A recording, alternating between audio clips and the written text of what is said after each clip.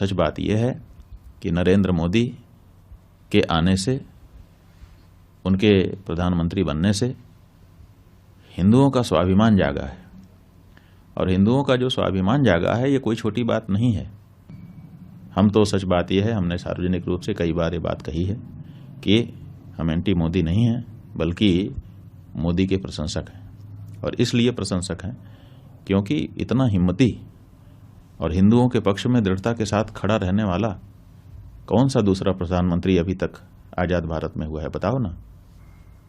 अच्छे अच्छे प्रधानमंत्री हो गए, हम किसी की आलोचना नहीं कर रहे हैं, उन सब की अपनी अपनी विशेषताएं थी, लेकिन हिंदू भावना को समर्थन देने वाला, हिंदू स्वाभिमान को, हिंदू के आत्मबल को बढ़ाने वाला ये तो पहला ही प्रधानमंत्री है ना।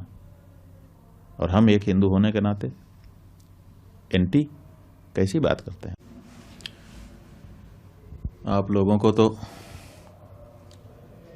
केवल यही धुन है, एक ही एजेंडा आप लोगों ने बना लिया है मीडिया ने कि बस एंटी मोदी सिद्ध कर दो। आप ये बताइए कि जब इन्हीं प्रधानमंत्री के द्वारा, इन्हीं के गृह मंत्री के द्वारा धारा 370 समाप्त की गई, क्या उसका स्वागत हमने नहीं किया? नागरिकता कानून लाया गया, क्या उसके बारे में हम लोगों ने अच्छा नहीं कहा?